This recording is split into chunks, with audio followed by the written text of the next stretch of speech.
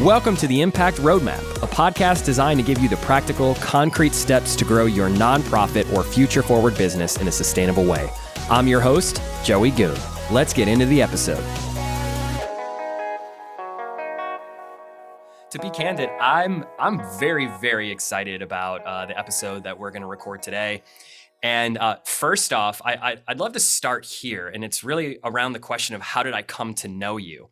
And it's that I watched your keynote from last year's NIO Summit, and I felt the things that you were saying and sharing on the stage were really hitting me on like a soul connected level. Like we were energetically connecting through this quantum field, if you follow Dr. Joe Dispenza at all. But in this case, it was through the computer screen that I was watching you through, and I knew that we were meant to connect with each other because our life's journeys are very similar. It's like we're two individuals. We were both entrepreneurs before the age of 18. Yep. You started a marketing business as your first endeavor. Mine was a lawn business, but we learned similar things like how to acquire customers, how to be fiscally responsible, how to create value in the world, keep customers happy, how to listen, how to market, how to hire and retain great talent. And I think all of that ultimately serves us today in the companies that we're both running and looking to grow and changing the world through the value that we create. So separate paths, but similar mission, similar value propositions. I love that you talk about value proposition quite often. And I think we bring a similar energy, and the fact that we're both charming and decently good looking, might I add. And I knew there was an alignment of strengths destined to happen between us. So first I want to start out by saying thank you. Sure. Yeah, I'm happy to be here. Thank you for saying yes to me, but most importantly, thank you for saying yes to our audience who are going to benefit from your heart, your knowledge, and your wisdom infinitely into the future by simply pressing play. But I think most importantly, I want to thank you for, thanking yourself. And the reason I say that is because had you not followed your intuition and been guided by your North Star in your heart, we wouldn't be sitting here today. Because if you weren't creating as massive of a ripple as you're creating on the planet and the world, I wouldn't know of you and the world wouldn't know of you. And so let's dive into that. You obviously have like nothing going on in your life. You're a full-time, Yeah. You're a full-time father to Max, to Charlie, to Gracie, and Joe. By the way, great name choice on your fourth child. Oh yeah, Joey is one of a kind for sure. You're a husband to Rachel. You've got a book, an ebook. You run a company called NextAfter. You plan a major national fundraising summit every year called the NIO Summit, the Nonprofit Innovation and Optimization Summit, which is massive. Which as an event producer, I realize that in and of itself is a full-time job. So kudos to you and your team. If that wasn't enough, you serve on a variety of boards and donate thousands of hours of your time to research so that you can help nonprofits scale. But here's what I love most about you, man. And here's what inspired me to really reach out and get to know you better. And we have a mantra at Utopia. It's doing the work in the world that really matters by helping those that help the world is the way to live. Mm-hmm. And you were doing exactly that. So most importantly, I just want to thank you for being here, Tim. And let's just dive in from there. Tim Kachuriak, and I hope I didn't butcher that. Is that correct? No, it's great. It's very phonetic. It has lots of letters, so it scares most people, but you did a pretty good job. I love it. Well, I've been with a last name like Goon. You can imagine how many times my name's been butchered in the past. But tell me a little bit about what a day in the life of Tim Kachuriak looks like. Yeah, I mean, it's interesting. The phase of life that we're in right now, we have teenage kids. We also have an 8-year-old. And then we also have 2 sets of parents that we're taking care of. So one of the things I think you and I share in common is we both lost our mothers prematurely in life. And so my mom passed away about 2 years ago from pancreatic cancer. And so my father lives on our property. He lives in a guest house. And most recently, my wife's parents came for a visit about, when was it? Back in April. And they're still with us. So my father-in-law has advanced dementia. And so they've been living with us while we've been trying to build them a living, like an in-law suite. So yeah, it's kind of like a weird place of life right now where we just kind of feel like we're sandwiched in between trying to keep up with the pace of our busy children and then also just trying to care for our parents. Yeah, that is it's very topical and meaningful for me because I'm going through something similar. And I just, first off, I want to share that I think it's amazing that your parents have you. Mm. I mean, that's incredible. We work with an organization producing their event every year called the Kansas City Shepherd Center, and they're all about helping older adults age in place. And one of the staggering statistics they shared last week at their gala is, most people, and I don't remember the exact percentage, but most people aging in place, they end up in long-term care facilities or Medicaid beds because there is nobody to care for them. So Yeah. I think it's just incredible and remarkable that you and your wife have the ability and the capacity to be there for your parents. That's amazing. Well, it's a privilege too. And honestly, I learned that from my parents. I watched them care for their aging parents, and just something that was ingrained into me from a very young age is like, that's part of like our primary responsibility is to take care of our loved ones. And, especially for parents that have like done that for us our entire lives, until we've kind of like left the nest and started to branch off and form our own family. So it's kind of cool, full circle. Absolutely. So, out of curiosity, just getting to know you on a personal level, now that we've gone there, we've gotten vulnerable. What's the first thing that you do when you get out of bed in the morning? And what's the last thing that you do before you go to bed at night? And for the sake of our audience and the podcast, if you don't mind, just keeping it PG. I mean, we can go R-rated once we stop the recording. Yeah, I mean, the first thing I do when I wake up in the morning is usually go make a cup of coffee. So, my house is very, very loud, as you might imagine, with lots of kids, and we have animals and, other family members that are coming through from time to time. So that's like my one quiet time in the morning, is just to kind of get up and spend some time like reflecting, reading, praying, just like, basically centering myself for the day. And when I go to bed at night, usually I'm usually the first to bed. So I'm more of a morning person than the rest of my family. So I usually kind of like head up to bed. And honestly, like I'll usually put on some movie that I've seen over and over and over again, just to turn my brain off and just like allow me to drift into sleep at night. So it's not that exciting, unfortunately. Understood. During my research, I naturally came across your LinkedIn profile, and I saw this real Man of Fundraising Genius picture. So I just have to ask, what was going on there?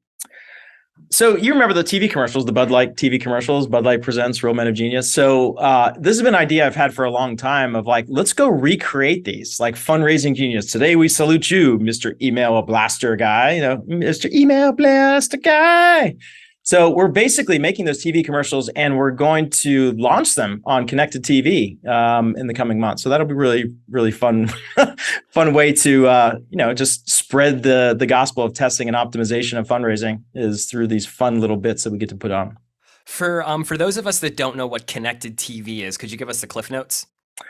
Sure. So if you use like a normal kind of cable TV service, like, Comcast or DirecTV or any of those kind of like traditional forms of cable TV, then you are not on connected TV. Connected TV would be streaming TV services like there's DirecTV Stream, there's YouTube TV, there's Roku TV. There's all these various different ways of being able to access streaming television. And actually, this year is kind of like the turning point. So 80 million TV households are now on streaming services that are basically connected TV, which actually is more than the number of people that use like more traditional television services. So this gives us a way to be able to go reach people in a whole different way. And the reason why is because with connected TV, you can send ads directly to people that that are in your database. So like if I know, you, Joey, I have your email address, and you have a streaming TV service, I can serve ads directly to you, which kind of like is a game changer. Yeah, thank you for sharing that. That's really interesting. I'm curious too, as we dive more into the nitty gritty and some of the tactics and how digital strategies might benefit nonprofits, how connected TV might play a part as we move into sort of this digital age where we're stepping away from analog donors. Analog donors are really the baby boomer generation, and moving into what we call like a native digital donor, people that live in this digital space. So let's come back to that. Let's come back to connected TV in a moment. But I just want to share, before we dive into some of the more like strategy level tactical questions, like who our audience is, so you know who you're speaking to. Our podcast really appeals to leaders, executives, fundraisers, and philanthropists in the small business and nonprofit worlds. So we're really talking to and connecting with both donors and fundraisers who want to leave the world better than they found it. And really long term, here's our goal, Tim. It's like we want to become facilitators of like these massive value exchanges. And I'm not talking about just what we do at Utopia, like helping organizations plan and produce their largest annual events and tell their stories in a way that ignites empathy. Like beyond that, our goal is to become the connectors of donors to nonprofits that are scaling in that like $250,000 to $10 million annual budget range. Mm-hmm. So we're trying to do three things. Like number one, if you're a donor and you're searching for nonprofits in the community via Google, you're likely to come across a slew of noteworthy and recognizable nonprofits because they naturally have massive budgets to spend on campaigns. So you see them. Right. And those nonprofits are incredible. And they got where they are because they mattered to people. And so we want to highlight the how and the why they got to where they are so that we inspire the ones who aspire to be where they are. So that's the first thing. The second thing is we want to highlight the stories of organizations that are the secrets in the community. They're the ones that are like, the executives are like, why does no one know us? We just need people to know who we are. You know, so these are the change agents, the influencers, the dreamers that are scrappy, and they just want to share their story and connect people at a deeper level. And I think that donors want to work with those smaller, scrappy entrepreneurial nonprofits because they know their money's going to go further faster and they can play a more active role in helping those nonprofits scale. And then three is we want to provide tactical tips and strategies from thought leaders and change agents like yourself, because it just takes one light bulb, one finger snap, one aha to help catapult these businesses to the next level. Tim, I'm not much of a betting man, but if I were, I bet that people are going to walk away from today's conversation with some revelation, some new things that they can immediately incorporate into their businesses. And so with all of that said, kind of, realizing that we're trying to appeal to the larger nonprofits, the smaller, scrappy startup nonprofits, and to bring incredible thought leaders like yourselves so that you can help influence those particular nonprofits. What's something that you think our audience should know about you?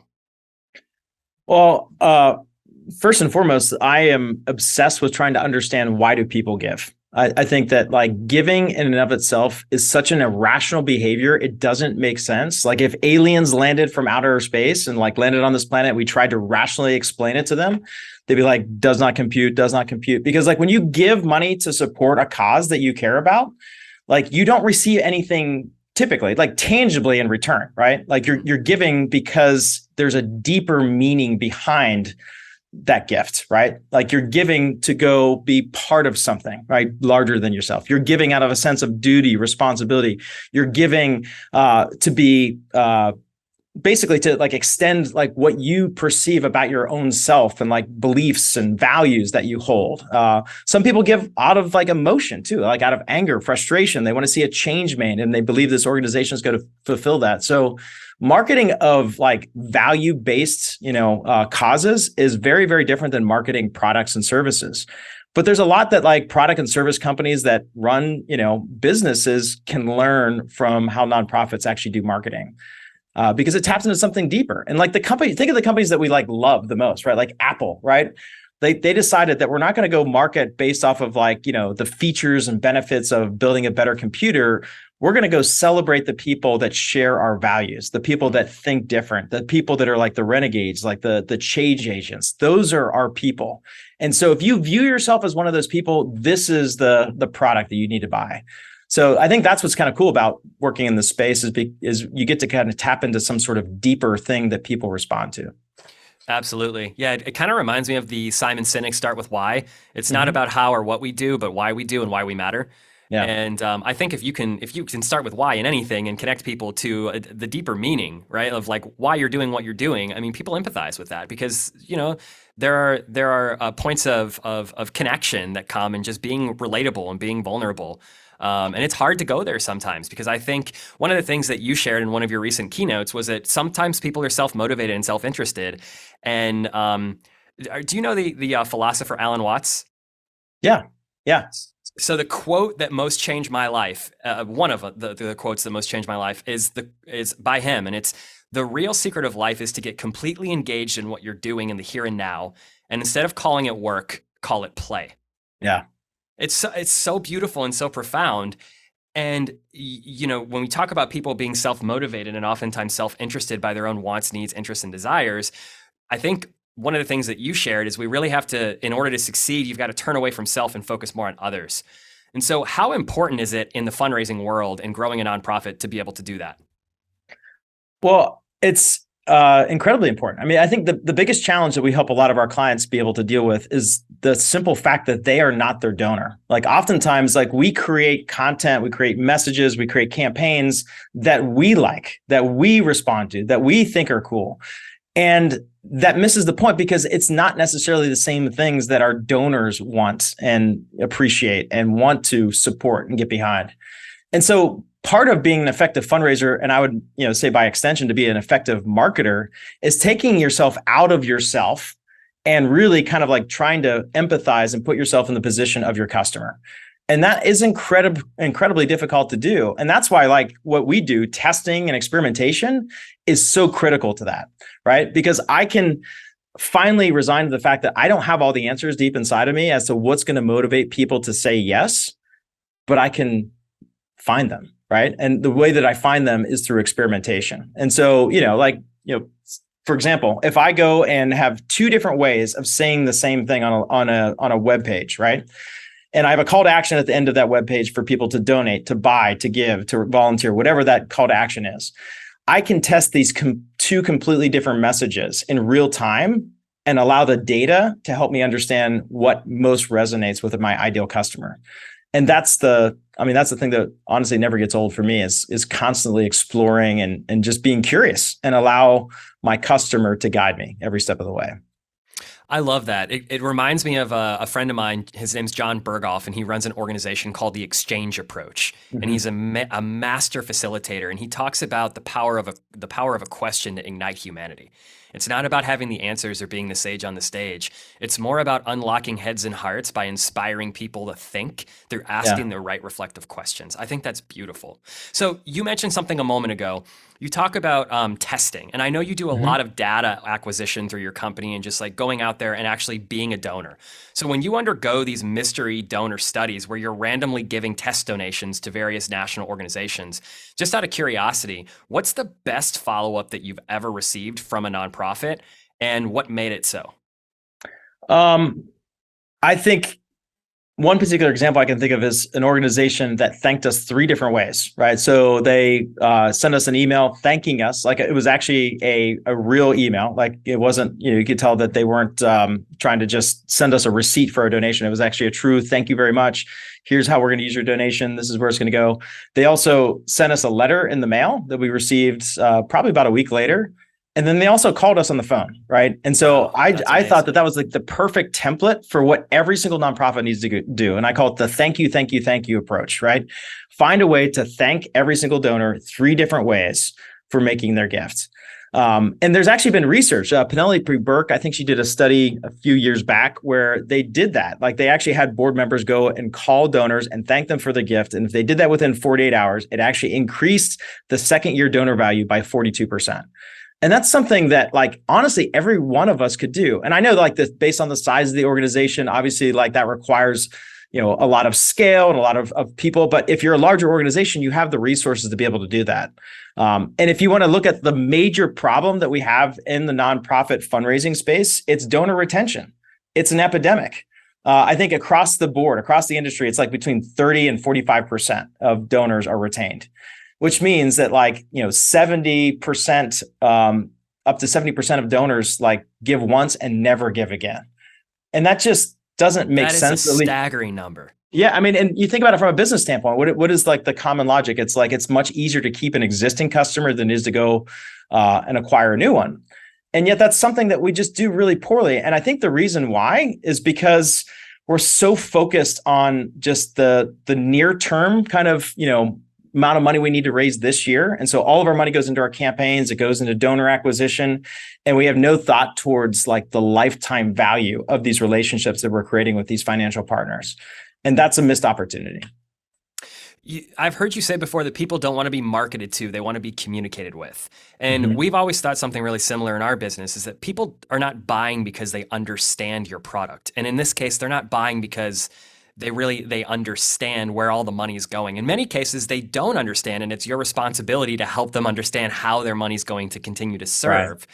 They're buying though because you help them feel understood, because you're like, you're a human, you have these aspirational goals that you're trying to accomplish through a legacy in life. We can help facilitate that. They're buying because they feel understood. How relevant is this, and how should nonprofit executives and fundraisers be more effective with their communication so they can double down on understanding what matters most to their donors? It's by asking the donors questions. I mean, you said it earlier. And so this is a very simple thing that a lot of nonprofits don't do, but they should do. And let me give you an example. So like in my world, which is digital fundraising, like when somebody gives that first donation online, we have awesome technology that enables us to go and send a series of automated messages to that donor to kind of like onboard them. And what most nonprofits do, which I think is a mistake, they use that as an opportunity to just talk about themselves the entire time. Oh, cool. Look at us. Go check us out on social media. Oh, here's our latest newsletter. Oh, here's this other thing we do. Here's this other thing we do. Here's this other thing we do. Instead of actually asking the donor questions. Why did you give today?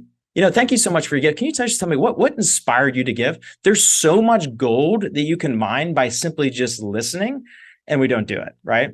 I think one of my mentors once said, if you ask somebody for money, like they tend to give you advice, but if you ask people for advice, then they tend to give you money, right? It's like, instead of trying to be so interesting, we need to find ways to be interested. And there's very simple ways to do that. And that's by asking more questions.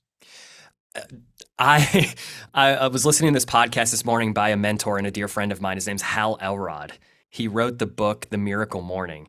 And he had this guest on this morning, Kathy, and she said, give up being impressive for being authentic. We all want to impress other people, like with all the things that we're doing and the accomplishments that we're making as human beings. Like we all want to feel like we're contributing to the greater good, but people don't care about that. People care about who you are at a core level and like what motivates you. And so if we can give up being impressive for being authentic, oh my goodness, how much more quickly we could sort of scale our impact. Absolutely. And I just think that kind of ties in to what you just shared. How, more specific, if we could get into like a more specific question around sort of some of the technical, like nitty gritty things. Mm-hmm. A lot of our nonprofits are challenged by the unrestricted giving conversation. Mm-hmm. And so one of the things that I've heard you talk about before is that sometimes organizations internally are vying for the same resources. There's only so much money to go around, and we're competing for the same donor dollars in-house, and that creates sort of barriers cross-departmentally. And so what I think it can also be very overwhelming for our donors. Like on your keynote last year, you went to this page where it was like 6,000 different programs that they could choose from. Yeah. It's like, how the heck am I supposed to make that decision as a donor? You make the decision for me and put it in the area that's going to best serve the organization. But there are donors that don't feel that way, right? There are donors that want to have, they want a much more in-depth understanding of what exactly the money is going to and for and towards. How do you have that conversation with donors? Like, what's the right way to go about this restricted versus unrestricted giving conversation? Well, first of all, I think that a lot of the kind of different restricted funds that many organizations have is something that is very organizational centric and not donor centric. And what I mean by that is, like, you're right, we're vying for all these different resources inside of our organization. And so we want to enable the donor to do the accounting for us, right? Like, we're saying, look, you go tell us which of these different many buckets it needs to go to. And the problem with that is that the donor doesn't, it's like each of these different categories is like a difference without distinction. Like, they don't understand the difference between each of these different things. So one of the ways that we kind of deal with that with some of our clients that have those various different buckets that people can give into is we say, focus on just getting somebody to say yes to the general value proposition for giving a gift to you first, and then say, hey, would you like to personalize your gift? Here are some different areas that we can go focus this. I mean, if you want to be able to go create that opportunity for people to have a greater control over where they direct the gift, make that something that happens after the fact, so you're not adding mental friction into the giving process. That's really great advice. Really, really great advice. Thank you for sharing that. Sort of in that same vein, I think one of the biggest things here is being able to communicate your value proposition. And this is something that you guys talk about endlessly because it's incredibly important. Many NGOs have a hard time and a challenge kind of creating and sharing a value proposition. What's the best value proposition that you've ever heard? Is there like one in particular that's really resonated or connected with you? I'm going to give you an example, not from the nonprofit space. So this is great. Actually, I was writing about this morning. So I was on a plane back from St. Thomas in the U.S. Virgin Islands. And if you've ever been to that airport, it's kind of like, like Fantasy Island, like tiny little airport. You have to go walk down the stairs to get on and off the plane and everything. So I get on the plane, I just boarded, and I see this like one flight attendant, like talking with this other flight attendant. She had this kind of like grimace on her face and she's shaking her head, and I couldn't hear what she was saying. But I knew it wasn't good. It was either like, we're going to have some sort of mechanical delay, or there's going to be, we're missing a crew member, or there's impending weather. I mean, there's, if you fly enough, like, that there's many different reasons why you're going to miss your connection. Right. And so I'm waiting for that. So then, the little PA system clicks on, and the one flight attendant says, hey folks, we're just getting ready for departure here, but I have a little bit of bad news. Our plane is weight restricted. And so we're going to need 6 volunteers to get off the plane. We'll give you a voucher and then we'll put you on the next flight. And nothing happened. So, if you want to volunteer, hit your call button. And it was just silence. And we're all kind of looking around at each other, and we're all kind of thinking the same thing, like, I'm not getting off this plane. You get off this plane. Right. And then she clicks back on. She's like, hey folks, so 10 minutes passes and nobody volunteers. And then she says, hey folks, if we don't get some volunteers here soon, we're gonna have to start pulling people off the flight. And like, now it's getting real. Right. And everybody's like starting to sweat a little bit. And then this other flight attendant walks up and she starts talking to her. And this time I was straining my ear to overhear what she was saying. She said, can you tell them like when the next flight is? Are they going to get a hotel or not? Like, how much is the voucher worth? And so the flight attendant clicks back on again. She's like, so the next flight isn't till tomorrow. We'll give you a hotel for this evening. We'll give you a meal voucher, and we'll give you a travel voucher worth $1,900 on a future travel. And then all of a sudden it's like, bing, bing, bing, bing, bing, bing, bing, bing, bing, bing. I mean, it was like, I counted 15 bings in like 2 minutes, and then there was like a pause, and there was like bing, bing, bing, bing, bing. So everybody's volunteering now, right? And the point of that story is that like there is no like ultimate value proposition. There is no value proposition that is better than any other value proposition. The biggest problem with most nonprofit organizations is that they don't communicate clearly what their value proposition is. They make requests, and then they get frustrated that people don't respond to them. But people are like, I mean, we're trained to ignore requests, right? But if we give people an understanding of it as to what the specific offer is, like what you're giving is going to accomplish, how that makes a difference, how you're the hero in this problem that we're trying to solve in the world, and you can go and make that happen for somebody, then all of a sudden, like the light bulb goes off. So when it comes to value proposition, we do talk a lot about it. There's 4 key dimensions to an effective value proposition. There's appeal. Number 1, it's got to be something that people like, that they want, right? A change they want to see made in the world. Number 2 is exclusivity. It's got to be something that you do differently that nobody else does, or you do it a way that's different than everybody else. It has to be communicated with credibility. Like, I've got to believe and trust that you're the right organization that can go deliver on this promise. You're the right, person to get it done. And then finally, the bedrock of an effective value proposition is clarity. The biggest problem for most nonprofits is that people don't understand. They don't understand the reasons why they should give.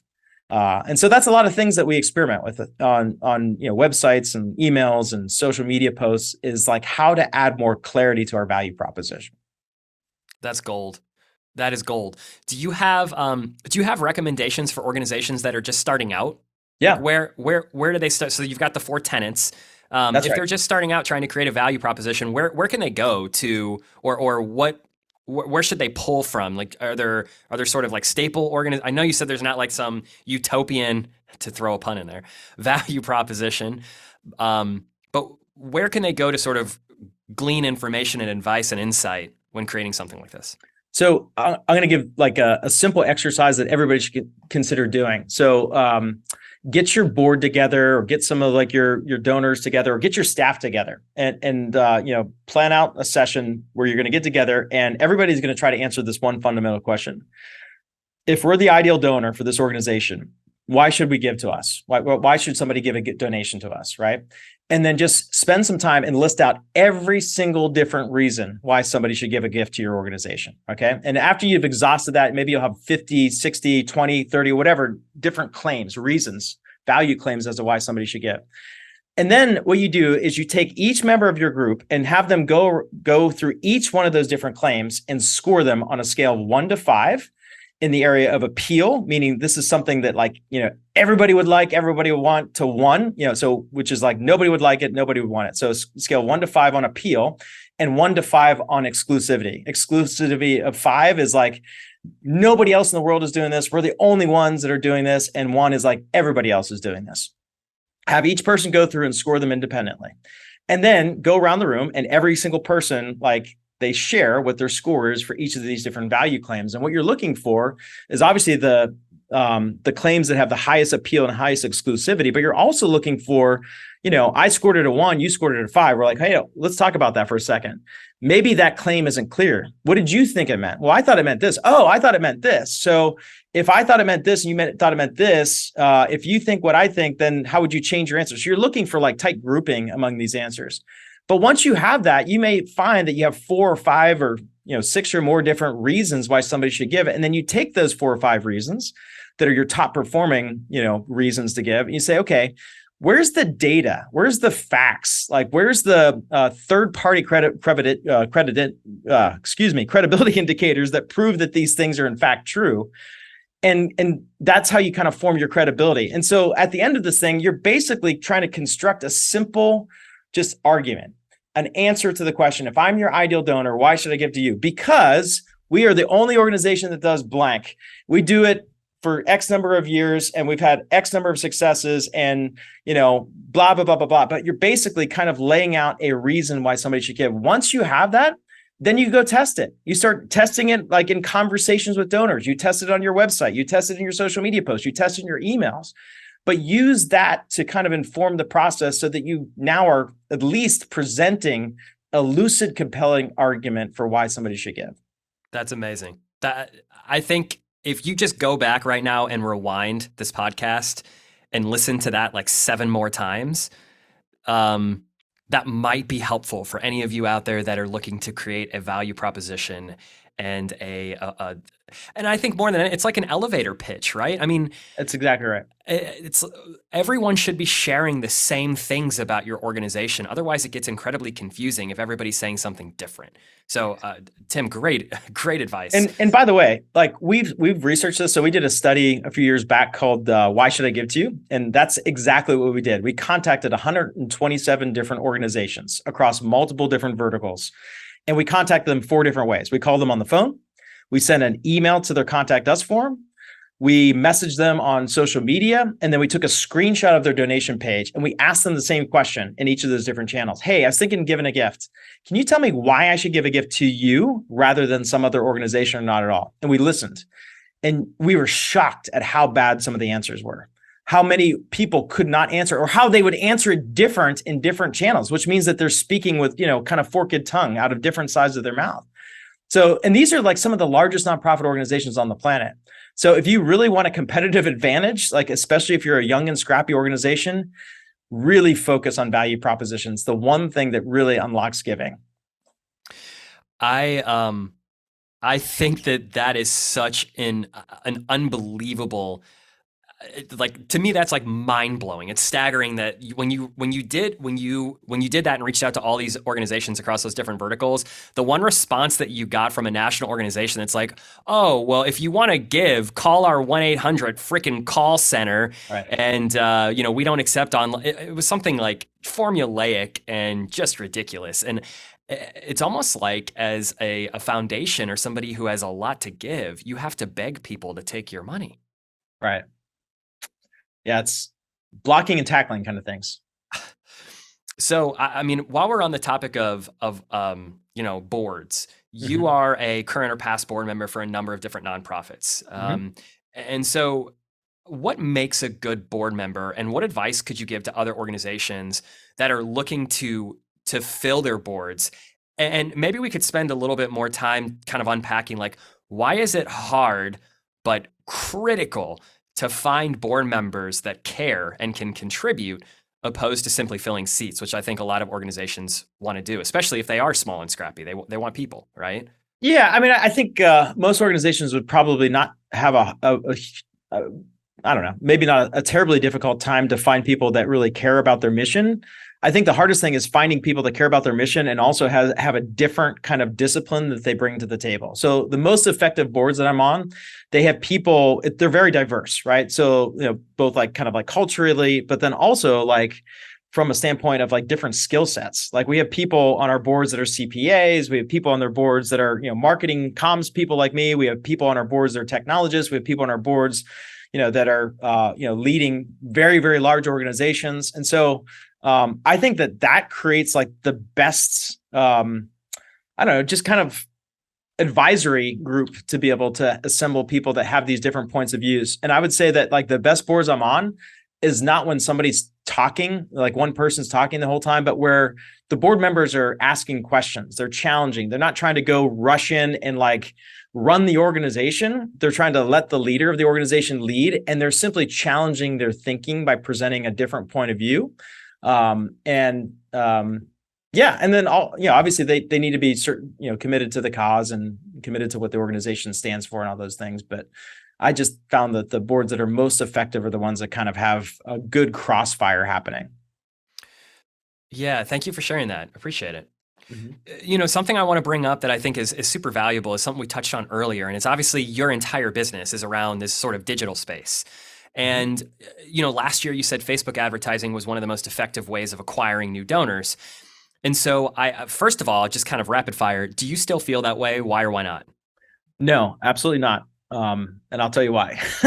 And the reason why is because of all the privacy wars that are happening with the major technology companies. So, Apple launched their iOS kind of update, which basically enabled everybody to opt out of being able to receive advertising through that channel. And so that's shrunk the universe of people on Facebook dramatically that you can reach. And what we've seen across all of our clients, and I think like last year, between last June and this June, we spent about $25 million in digital media. And the cost to acquire a donor has gone up about 100% in the Wow. last 12 months. And the reason why is because we have these more constricted universes. And so you can't just completely rely on Facebook the way that you used to. And so it has to be much more of like a diversified, strategy. And that's where some of these new things like with like connected TV and being able to go and reach people through programmatic advertising and display and search and using all those things in concert together is going to become more and more important.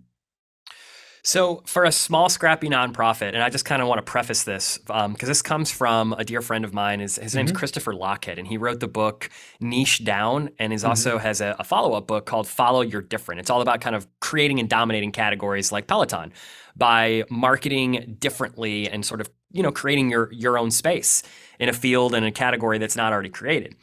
And he recently had this ebook and a variety of social media posts around the biggest marketing trends. And here's what he says. He says, quote, "It turns out that this is something that nobody over 35 gets.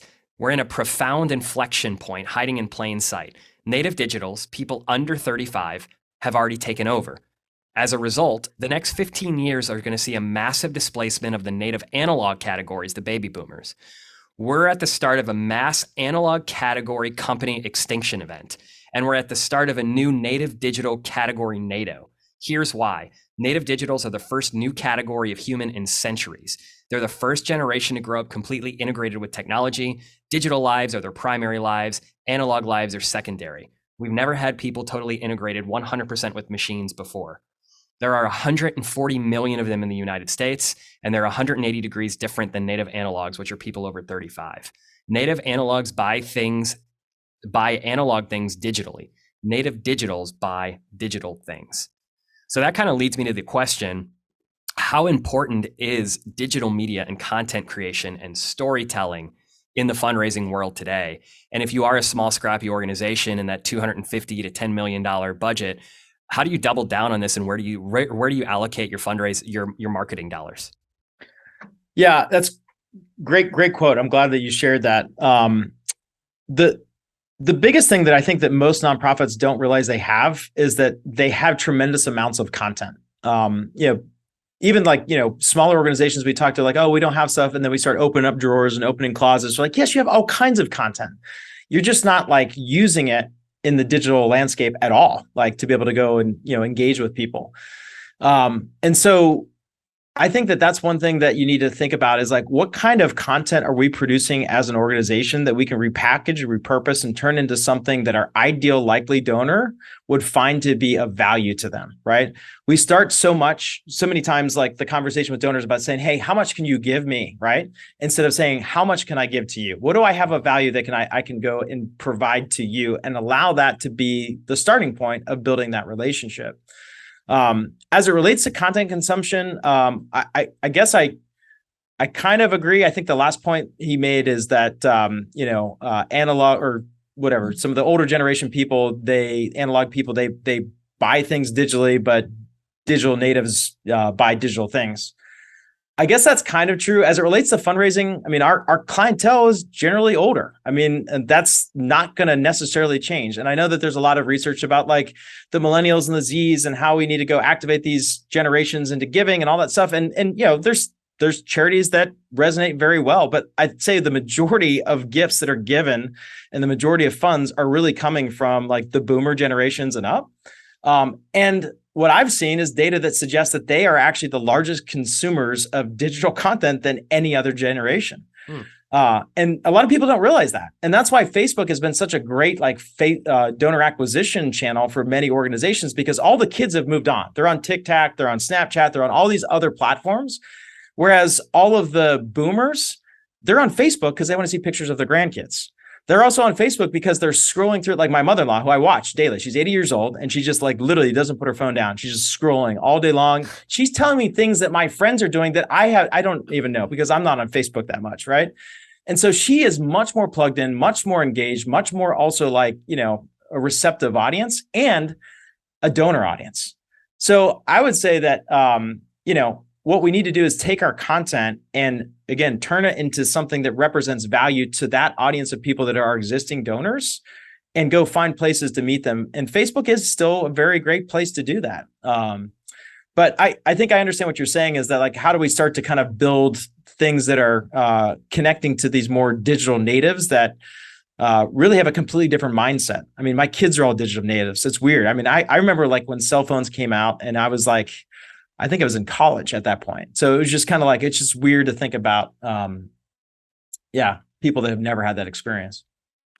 Yeah, and we have this younger generation. I am just on the cusp of the millennial generation, and this generation, now behind us, Gen Z, is like, they're coming up in this digital age. And so, how can we make sure that, as an organization, as fundraisers, how should fundraisers be appealing to this new generation? Because, I mean, it may sound morbid, but Dad, love you. My dad's in the baby boomer generation. The baby boomer generation is dying off, and I hope my dad has many, many more beautiful years on this planet.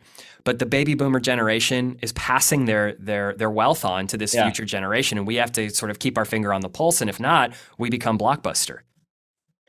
Yes, for sure. But you know what never comes up in the conversation? The Generation X group, right? Which is the group that I'm a member of. And what we've seen over the last 10 years is that Gen X's are performing a lot more like boomers, because we're now getting to that age. I'm 44 years old now, and I'm starting to act more and more like my father in some of the habits and behaviors that I engage in. And so I know that everybody wants to focus on the next generation, but as fundraisers, that's really not the place that we play.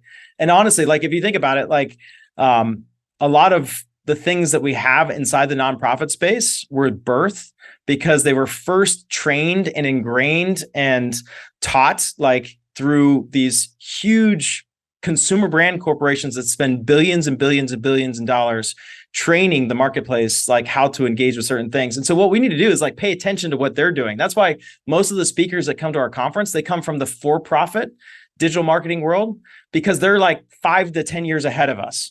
And so I don't have to go and come up with the next great thing, because, as nonprofits, we're restricted in terms of our budgets and how much money we have to spend.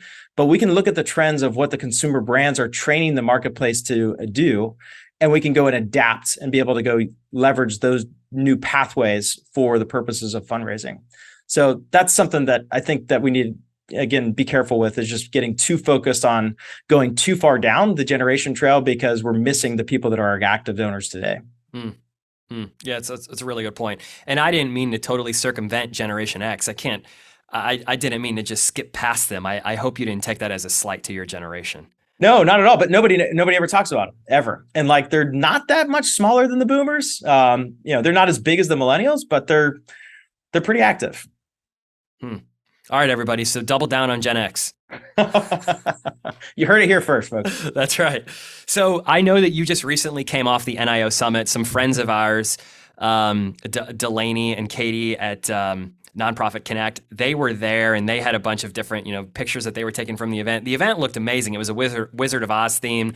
I'm just curious, because we come from the digital media world, creating events, creating stories for nonprofit organizations and groups that are planning large conferences and summits and fundraisers.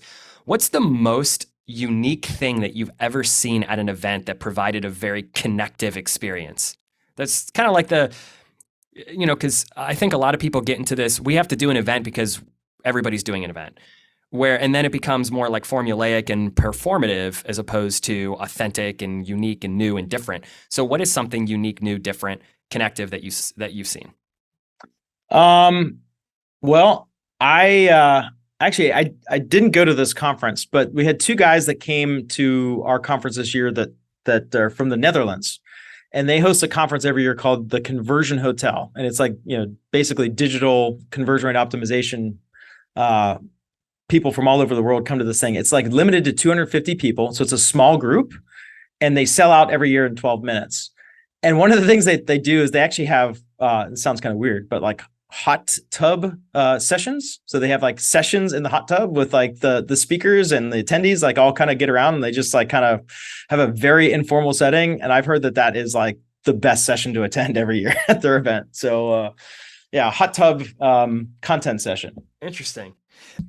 That's fantastic. And I would say too, people always come for the content, but they come back for the community. So I love the idea of creating a community in a hot tub. Yeah, that's right. Quite an intimate setting to do so. By the way, I totally botched that. It's Delaney and Katie's organization is not Nonprofit Connect. It's Do More Good and Nonprofit Hub. And they were recently at the NIO Summit here with Tim, and they had all these different pictures and selfies that they posted on LinkedIn. And in any case, I heard it was an incredible event. So kudos to you and your team, Tim. And thank you for sharing about the different hot tub sessions. What about the best storytelling video that you've ever seen? Well, I told you I'm obsessed with like trying to answer the question, like, why do people give? And the best answer I've ever seen anybody give was a Thai-based insurance company. And it's incredibly powerful. And it goes through like this journey of this young guy that just starts noticing the people and the things around his world, and started just to care for them.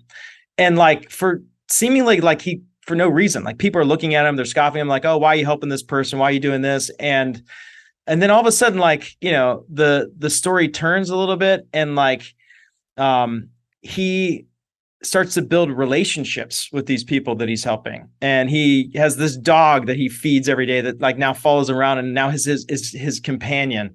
And it's just such a great answer to the reason why people give. And they say, the reason he does these things every day is not to go because he'll be famous, not for the accolades, not for what he gets out of it. It's like, what does he get out of it? He gets emotions. He feels connected to the greater world around him. And that creates a greater level of satisfaction in his life. It's incredibly powerful. I'll send it to you if you want to go post it in the show notes or whatever, but it's incredibly moving, storytelling. I would love to post it in the show notes. If you could send that to me, that'd be great. Yeah. So I would love to move on to rapid fire. Rapid fire is just the first thought that pops into your head when I ask the question. Just kind of your first initial reaction. Great. And this is just kind of explaining in one sentence your thoughts on this platform or medium for a nonprofit organization. Facebook, Love. Instagram, Eh. fair. TikTok, Not sure.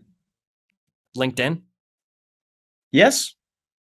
direct mail, Yes. email.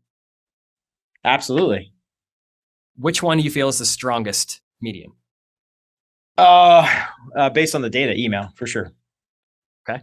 What's one thing that you know that if an organization does this, they'll go further faster? Humanize their communications. Beautiful answer. My friend Marianne Dersh asked me this on her podcast 2 weeks ago. She has a podcast called The Influential Nonprofit. And she was interviewing me and she asked the following question. And I thought it was so freaking incredible, so radically different and unique that I wanted to ask you the same question. But before I asked, I obviously wanted to provide a little bit of context, which is that like people are often afraid of feeling joy because they mistakenly believe that it's arrogant or boastful and that they're like trying to sound impressive. But on the contrary, I believe that leaders who don't experience joy can be dangerous because they don't allow themselves proper time to reflect on their achievements and offer themselves self-love. And so right now you have full freedom of self-expression to brag on yourself and your latest accomplishment or your team without any judgment. What accomplishment are you most proud of right now that you'd like to brag about? I think like learning the arts of letting go. And let me explain that and unpack that a little bit. So when you start a company like I did and you're a single shingle, you have to do everything, right? So you have to go and get the customers, you have to go and service the customers, you have to go get the work done, you have to go and pay the bills, you have to go send the invoices, you have to go do all the things that are required to go build a business. And a lot of, businesses kind of, can scale to a few people, a dozen people or whatever. But as the organization grows, it requires the leader to change, right? That the leader has to become, they have to evolve basically to meet the ongoing needs of the business, which are very different from when you're in the startup mode. And the biggest challenge for most, and for me especially, it was just like letting go of things. Especially when like your identity has always been kind of like, engulfed in this idea that you're like the star performer, the subject matter expert, a doer. And then you have to become a facilitator of others. And if that's not been your skill set or your journey to that point, like it's a pretty rough transition. And the hardest part is just letting go and watching other people that you could probably initially do it better than them, faster than them, maybe more error-free than them. But you have to know that like that's part of like their growth process is to be able to struggle and have to go and do that. And when you do that more and more, then you start cutting away the different parts that you thought made you special.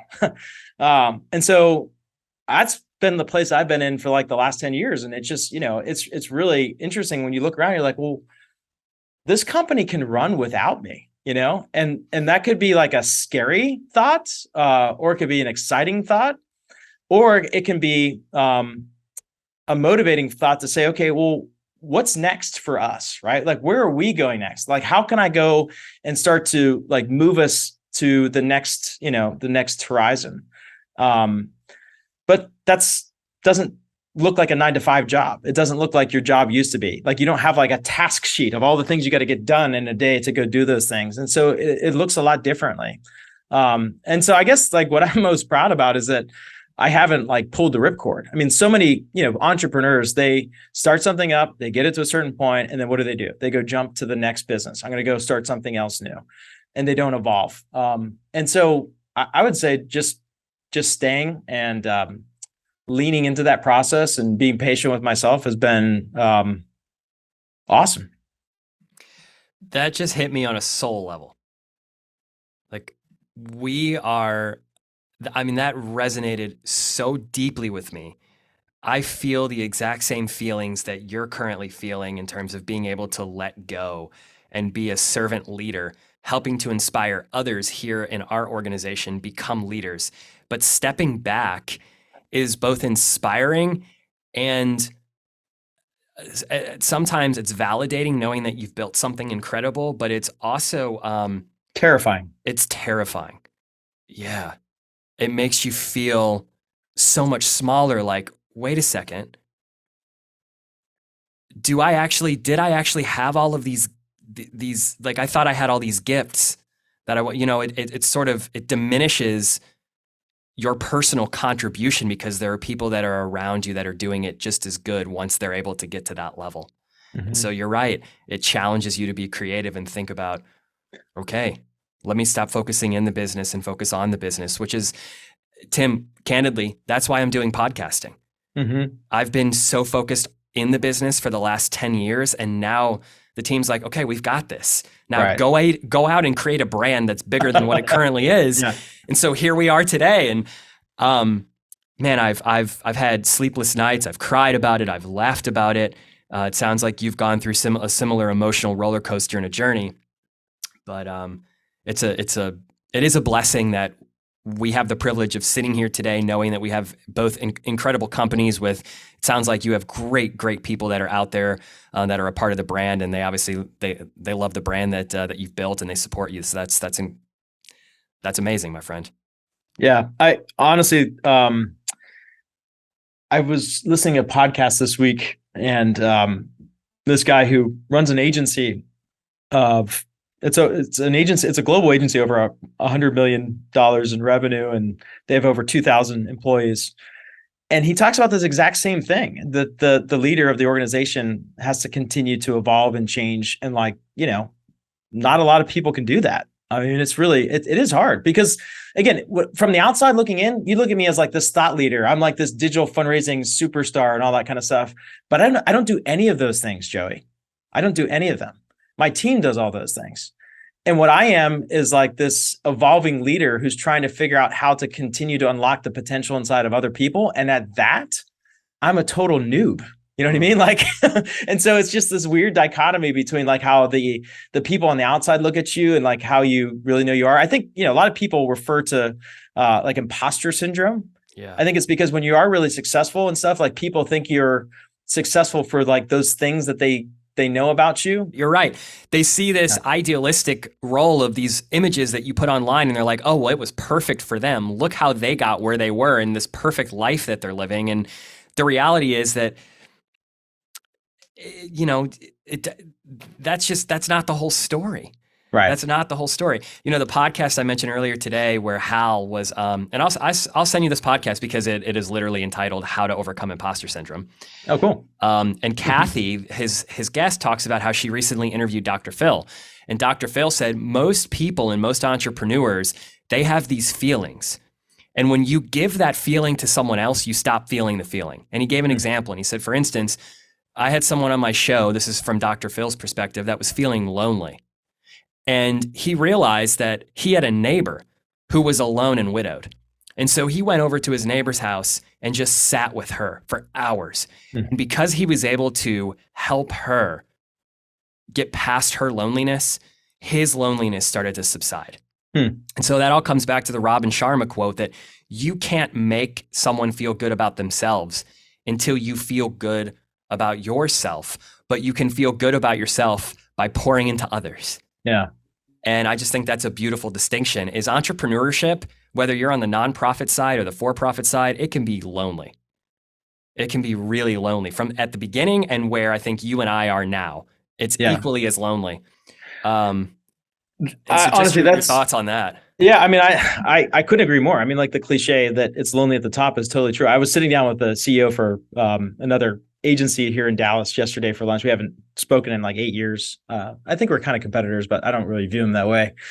And we were talked about that. I said, it really is kind of lonely at the top. We need to like spend time with each other. I said, what do you do? He's like, well, I'm so busy, blah, blah, blah. I said, well, I'm in like several different like peer advisory groups for CEOs, and it's been amazing, right? It's amazing because I'm sitting in a room once a month where I go out of my office and go meet these other people that are in the same exact seat I am in completely different industries. And I realize that they're all having the same exact kind of issues that I'm dealing with.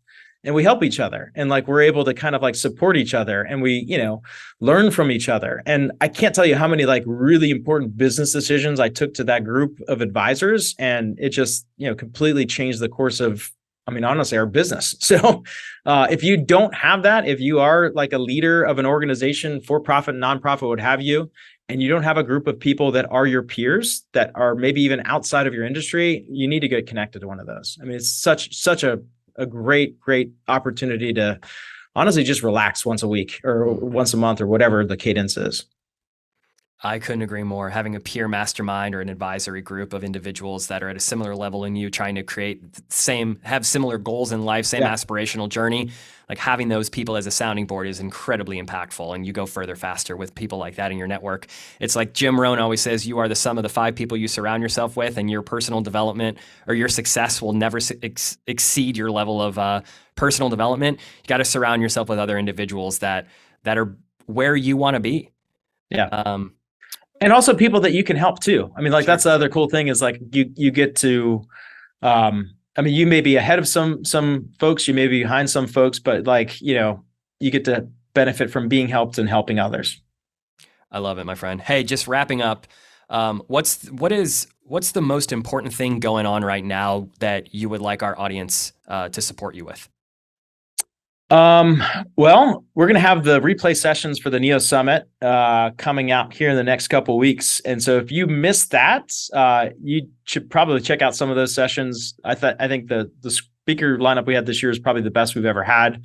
And we're planning for next year. So we're bringing the NEO Summit home to Dallas, Texas. And we actually have some sort of super early bird thing. If you've got nonprofit budget money to burn before the end of the year, go to niosummit.com and scoop up a ticket before it's too late. Amazing. Hey, thank you so much, everybody. That was Tim Kachuriak of NextAfter. And go get your tickets for the NEO Summit for next year. I will post a link in the show notes. Until next time, continue doing what you're doing and continue serving the planet. Again, what we're trying to do here is help those that help the world. So I hope this helped and served you today. Take care, everyone.